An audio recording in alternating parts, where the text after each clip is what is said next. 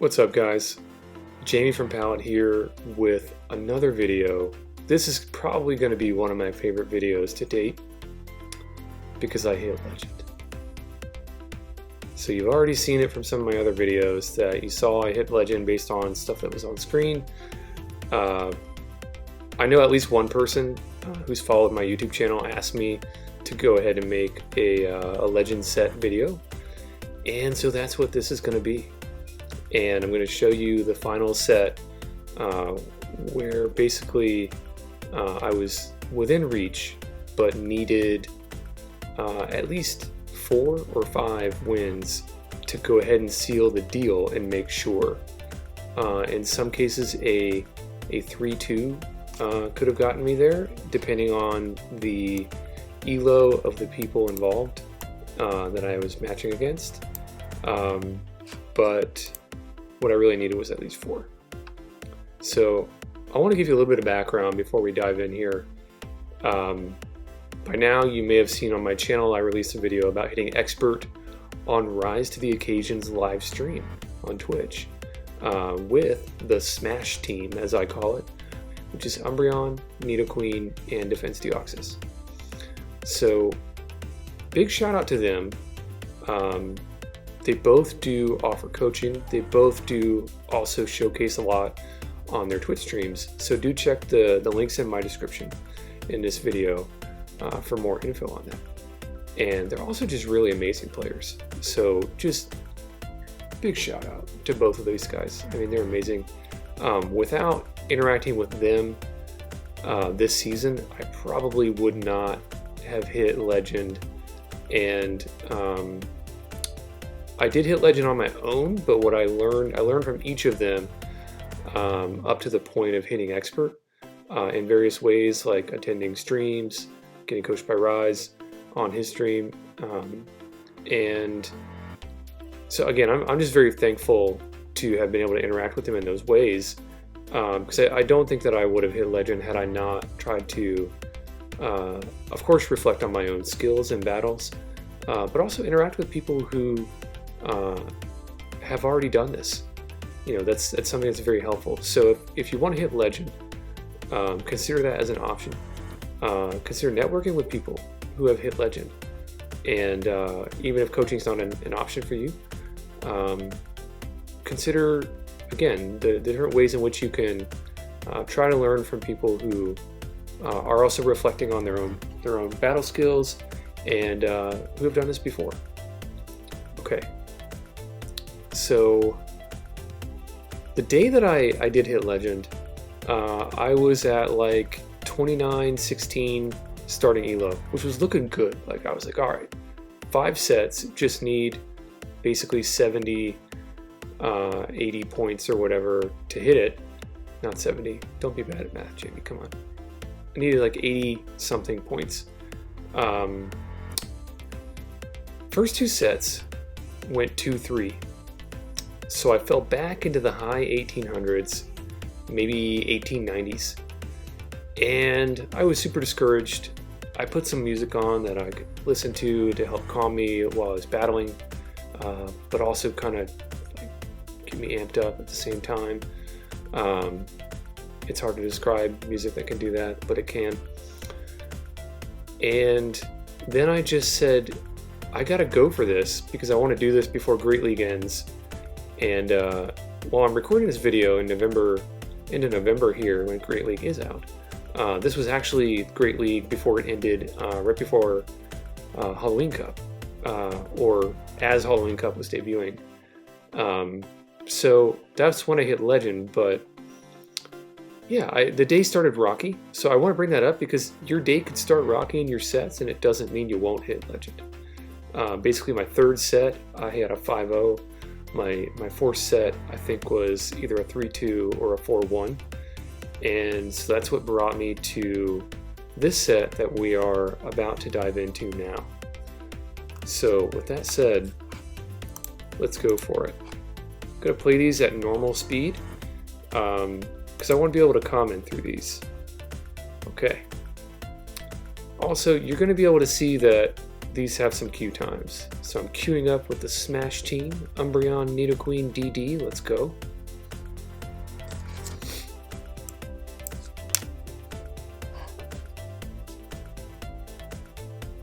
And this is what it's like sometimes to be, you know, in queue to hit Legend, but there's not a lot of people necessarily playing at that time in that ELO range. Alright, first match, here we go. In comes DD. We like DD, but you know, in this first interaction, DD is at a disadvantage. So I swapped to Nidoqueen here when they swap. And that's because my DD would just end up being chewed up. Also, I see that I have an advantage of my Umbreon aligned to their DD, so I don't want to stand with that. So I go to the Skunk, and I know that it's Shadow, and I know that it's going to be taking a lot more damage. Looks like there's some lag here. And so both of us are going to be interested to throw when we come out of that lag, because energy is hard to keep track of after you've lagged. So they get their crunch through. It's not looking like a debuff happened on my end, but here we're gonna have an automatic debuff with the Poison Fang. Okay, they don't want to burn shields on this, which is interesting. I possibly could have undercharged that. You see, I don't have a Poison Fang loaded, and DD could easily have Psycho Boosted me right there if it has that move before I even get to mine. So what I could have done to improve that was undercharge and then get more farm. Okay, do they have Psycho Boost? I think we're about to find out. That's a tough decision here. Keep Nidoqueen or not? I could have. They go immediately to Scrafty. So that's where I could have benefited. They knew I would come in Umbreon. I could have still benefited with holding on to my my Nidoqueen, but they may have tried to Psycho Boost again, and with that Shadow Nidoqueen, you really don't want even a debuffed Psycho Boost hitting you. But it's okay, because we have counter, and we had our shield, so DD can put in some work. It's a non-stab counter, but these counters are going to add up. So we're going to be able to shield an incoming foul play, which we pretty much have to do right now if we want to win this game.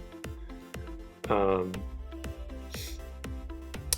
then keep countering. Looks like I went for a Psycho Boost. So basically, I want to get rid of their shield here. I could have tried to counter down. What I really want is that shield gone, because the end game becomes that much easier. I actually outpaced them before they get to a foul play, and a pup or a power up punch was not going to hurt DD enough. So they would have had to go for the foul play. A second Psycho Boost takes them out. My clock is up. I insta-swap to Umbreon, and it looks like the opponent is saying that's GG's as they top left. So, good. You know what? Good game. I think they played that to the best that they could with their team comp relative to mine. So yeah, I mean, they didn't want to shield their Skunk Tank because they want to be able to basically realign their defense Deoxys with Nidoqueen as fast as they could to be able to Psycho Boost it. Alright, let's hop into the next match. So this was when Trevenant, like the day that I was doing this Legend set, was when Trevenant actually released. So people had already like built up a Trevenant for Great League by going and catching enough candies, and I guess you could trade it. You didn't have to catch enough to really get 200 candies to evolve it. If you didn't need to, you could trade it and then evolve it afterwards. All right, so they Seed Bomb me. We see Seed Bomb not doing much damage to an Umbreon. Gonna go ahead and get a foul play off. They know I have a second loaded. Now I do, and they swap to Azu. I'm gonna go ahead and get chip damage here by throwing my Last Resort. Okay. And I could have gone into DD here, which could have been an interesting play. Often I do, but I often like to save my Nido for the Azu, because I know it can chew right through. What I could have done was actually undercharge. So they got through their first Ice Beam here. Got a shield. Not going to get to another one. Oh, Hydro Pump. Either way, I was going to shield. But either way, if that was Ice Beam Instant, maybe they run Hydro Pump, play rough, as I've done before. All right, they got Trev back in. Okay. In this league, Trev is not quite as thick as it is in Ultra. So here we see that Poison Fang did a lot. It is super effective on the grass, but he is part Ghost, so it's not as effective, but it's still effective. Don't quote me on resistances here, but it was still obviously very effective. This is basically Chi-Chi here, as we're going to see, because all I have to do is poison this and bring in my DD. And the Basti has nowhere to go. The shield doesn't matter. I've kept all three of mine. It didn't even matter that I kept all three. What matters is these counters are going to hit even harder after I got Poison Fanged. So they see the writing on the wall, and they say Chi-Chi, and they top left. So whoa, you know, 2 top lefts already coming into this. Alright, this third match is going to be one that we learn from. Little forecasting there. But you can see 2983 was the ELO in this set. And didn't quite have that pose. Didn't have any past legend poses. Playing some people who did have past legend poses. Awesome. But I went with this pose. That was my, I'm going to get legend and replace this pose. So let's go. We got another, this is like the set of DDs. So we got another DD lead. Not an optimal matchup for them. I'm going to keep building, as Mr. Rise to the Occasion would say. And watch out for the swap. I'm going to go ahead and throw, they got 1 bubble in. Go ahead and throw for some chip damage. And then I'm going to do what I normally do, which is to go into Nidoqueen. But again, I could have swapped into my DD, and I don't know what's in back. You know, they could have a Bastiodon in back, in which case, you know, Nidoqueen could still take it. I don't think they shield this, and that should have, yeah, see, I could have undercharged that, because it's still going to be effective. The effect still kicks in either way. They don't, I do have a Poison Fang loaded, which I will throw, but we have a shield disadvantage now. They have both. They get to immediately swap back in a DD that can Psycho Boost us. I make the call to let it go, as much as it pains me to do that. And they're immediately going to swap in a huge problem for my backline now. This is not just Alolan Ninetales, it's Charm Alolan Ninetales. And so at this point, we're not going to win this. I'm going to put up a fight. I'm going to do what I try to do best here with this team when it's this kind of disadvantage. Like if they had A9 lead, I would get Umbreon out of there and I would go straight to DD. That way, DD can do some chip damage and then work up to, if I could get to like 3 Psycho Boosts, that's the goal, because then I can try to burn both their shields and then try to at least last resort from there. So that's the plan here.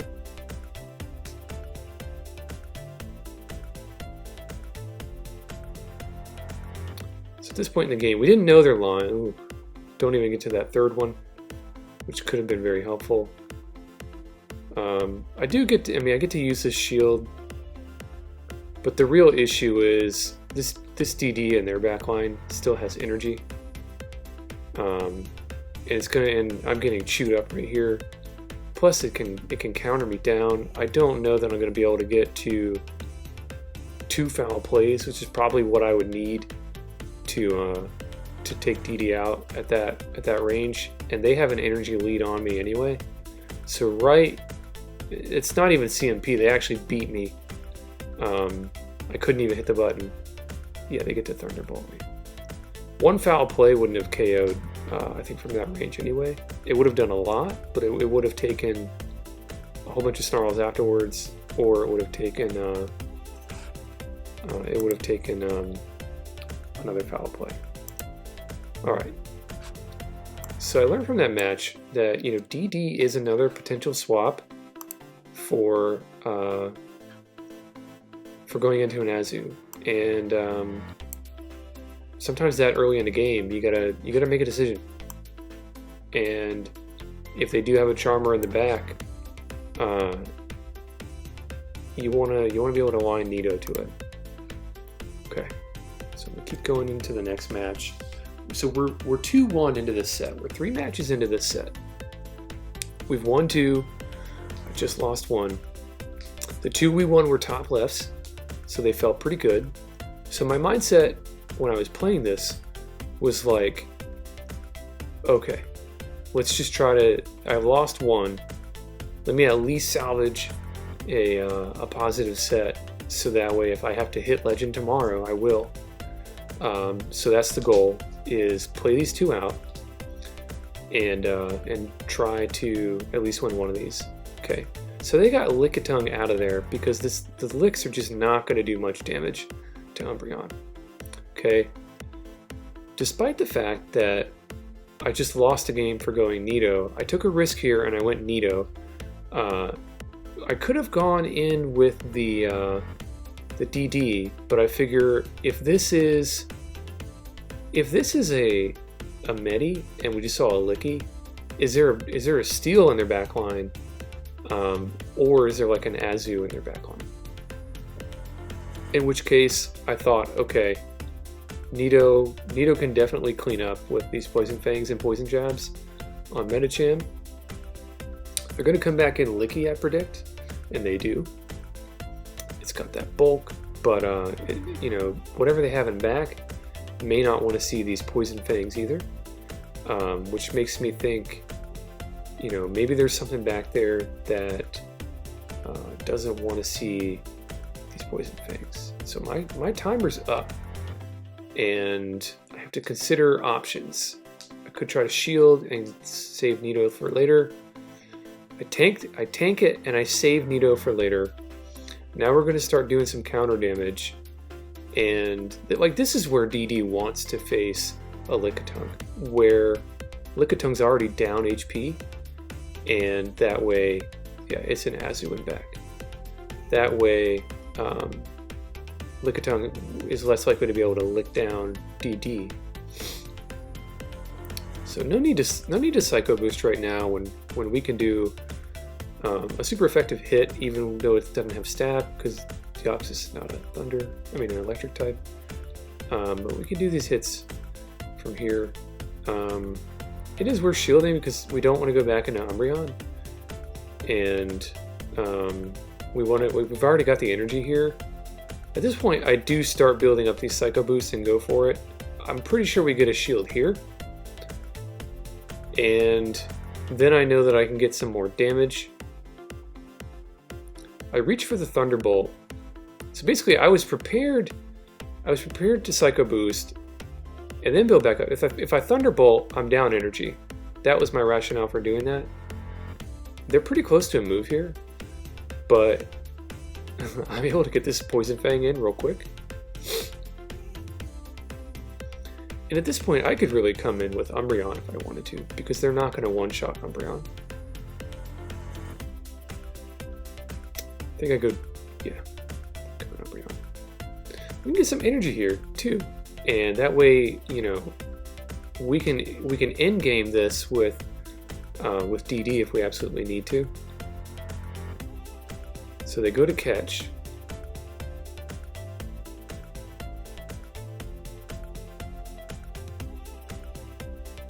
Okay. Going to build.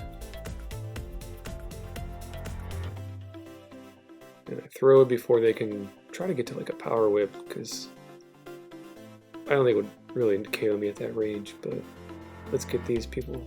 Let's get these Pokemon out of here. Okay, I go for the foul play to see if I can at that range. They got the CMP tie here. I can play rough down at that point, and now I can literally counter down. They're dry on energy. And that's where I was saying DD can be the end game here. And so it worked. So now that's 3 wins. And we really, we played some people who did have higher elos than us. But what we really need now is one more win to secure hitting legend, because it would be, maybe 3,000 or 2,999 or something like that, or a little less. But we want to make sure we hit legend. So at this point, the endorphins are going. I'm like, all I have to do is not misplay this set. No matter whether I lose lead or win lead, all I have to do is not misplay.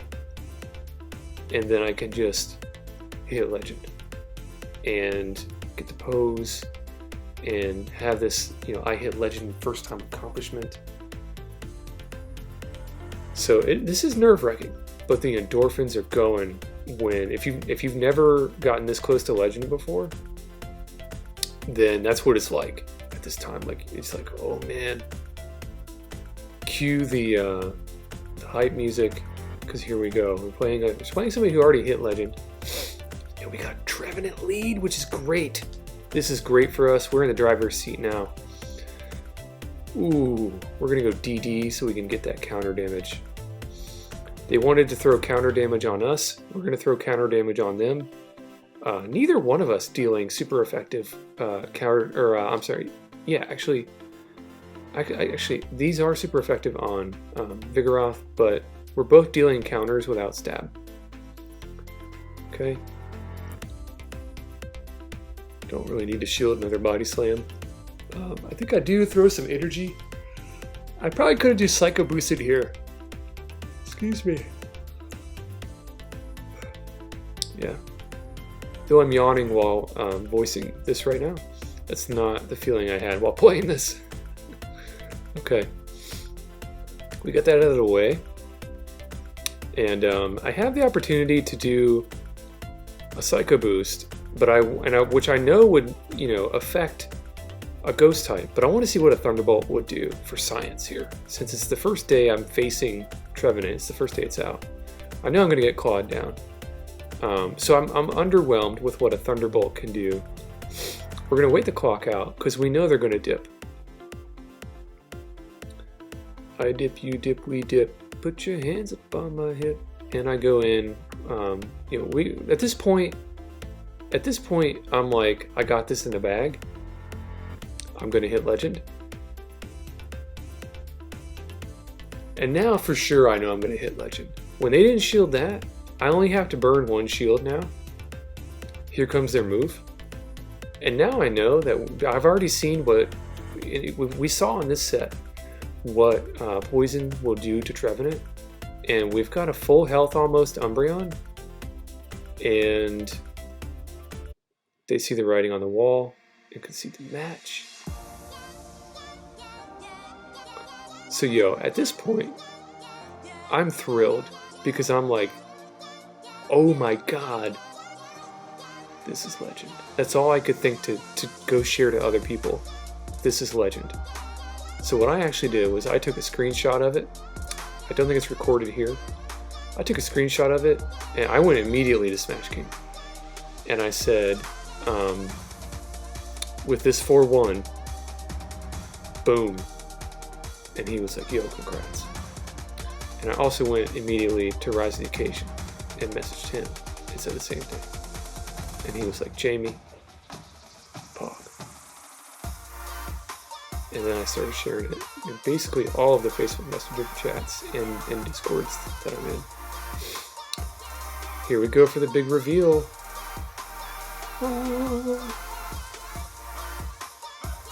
30-23, highest I had ever reached. Gonna get that Leon outfit. Did like the pants and all, but we got the cool shirt, we got the cool pose. And at this point, it's time. So that was my 5th set. Again, you see I hit veteran in previous season, and then kind of fluctuated in elo, didn't matter at the time. But now it's time for a fashion show. we gotta take this pose for a ride. Ooh, look at that. I already picked out the outfit that I wanted because I knew that if I'm gonna get this pose, I also want my outfit to match Umbreon, and I want to be amped up to go get that Pikachu Libre. I got Pikachu Libre in a different season when there was Little Cup, probably a year ago, and so here you see at this point on screen that this is actually my first time catching Pikachu Libre in Legend in the 24 rank schedule of the ranks. Back when I got Pikachu Libre the first time, that was, I think, 10 ranks when they had Little Cup, and they made it. They kind of lowered the bar. The requirements to rank were basically just play enough battles and get enough wins. But in this 24 rank schedule, I mean, once you get to Ace, to keep climbing, you need to keep getting at least 3 wins out of 5 or more to basically keep moving your points up. And if you don't, it starts to fall. And so that's why this was like such an amazing accomplishment for me personally, because it's the first time that I felt that I was able to conquer that rise and fall ELO or MMR mechanic in this game to the point that I was able to get over 3,000 for the first time. And so this was a big deal. At this point, I want to make sure I shout out, all of my YouTube followers, all of my Twitch followers, people who interact with me on my Twitter, on my Instagram, showing your support. I really appreciate it. It helped me get here. Interacting with other streamers, with Rise of the Occasion, with Smash King, with others like Homeslice Henry, Battle Bill, long list of streamers that I've gotten to know through Twitch. So many to sort of shout there. Can't list everybody, but I'm to the point of trying to figure out how best to say this, but basically it takes a village for somebody like me to come along and learn when I didn't necessarily play this game for as long as a lot of the other people did. I've probably taken the Go Battle League seriously for maybe a year now, but I wasn't exactly using PvPoke website back then, and I wasn't exactly great at team building, and I wasn't exactly great at recognizing the other battle skills. For example, in some battles in Ace, I would be like, oh, I wonder if the other player is counting my moves. And then when I dived into the world of Twitch Pokemon Go streaming, I was like, yo, these people are counting moves! These are the people! I knew there was people that count moves. Why? Because you're able to then realize what you can do, like what move it might be, decide whether you're going to shield, whether you want to switch and catch like an earthquake on a flying type. There's so much that you can learn, and that's why I was saying it took a village for me to realize all of the mechanics and possibilities of this game. And so I'm just incredibly thankful for, again, all of the support, all of the people I've interacted with, and the fact that people get onto YouTube or Facebook Live or Twitch and showcase what they're doing with this. It's been really awesome to be a big part of, or a part of that experience. I'm not necessarily a big part of that yet for people. I do want to stream more often on Twitch, and so it's November 2021 now. As we get into mid-December, that's my goal, is to start streaming again and interact with people, continue learning from people in my chat, continue helping others who come to see me play, and continue being a part of this community where we aren't just facing each other in these matches in Pokemon Go Battle League, but we're also part of something broader where we're able to go and watch each other stream and make Pokemon Go friendships out of this, and ultimately learn and celebrate each other's successes. So yeah, this is what it feels like to hit Legend after you've hit it for a first time. And like if you, I'm doing this video, almost a full month later. That's what it's like after you've hit Legend. You realize all the people that you've interacted with, and what's been helpful for you, and the people that you might help afterwards as well. Plus, other people, they do want to try to climb the leaderboards, and I think that's maybe a goal I'm going to pursue in Season 10. But yeah, one final shout out to Splinter's Dojo Messenger chat. Before I joined that, and thank you Trafalgar for inviting me. Before I joined that, I was one of those people who was like, oh, I'm stuck in Ace. I kind of knew why a little bit, but I also knew I wanted to start learning more. So at the same time as sort of watching more YouTube, diving in on Twitch, I also had joined this group of other Pokemon Go players that will talk with you about what they're going through, what's working for them, what's not working, exchange ideas and practice, and do tournaments with each other. It's a lot of fun. So if you're looking for that and you've not done that before, go check out Discord and Facebook groups and dig around and see what you can find, because there are people out there who are welcoming people who want to learn how to play the game, and who want to learn together and practice together. And ultimately, that's what helped me get in Season 8 from Ace to Veteran for the first time, and then now in Season 9 for Expert and Legend. So again, this is not necessarily a game that you have to play in an individualistic way. This was an individual accomplishment that I accomplished, that I hit Legend, but I see it also as an accomplishment that I achieved with the support of so much more than myself. And so I want to definitely be humble about that and recognize that, because that's what ultimately I want to help others accomplish as well. After this season, I'm definitely not like a coach. So again, shout out to Rise to the Occasion, Smash King, and others who coach. But I'm definitely open to practice with people. I guess what I'm saying is, what I might do is make a Discord. So when I start streaming again, I might make a Discord. And if you guys are open to practicing, well, first of all, if you made it all the way through this video, thanks for watching, and props to you. And if you guys are open to practicing more, especially with me, no matter where you are in your Pokemon Go journey, then let me know in the comments, and look out for me to announce a Discord where I can help facilitate practice. Look forward to seeing you guys in Season 10, and I'll probably have some other videos out about Mr. Rhyme, because those early days this season of going from rank 1 to rank 20 and Ace with Mr. Rhyme, they still helped me get here, literally through ranking up.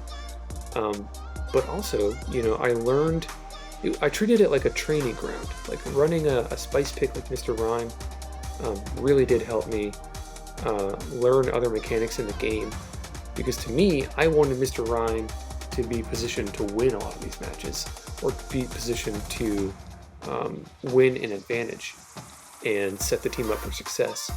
And that helped me in a way reach a skill set that I could then apply with a great team like the Smash team, to go all the way up from 2,500 to 3,000.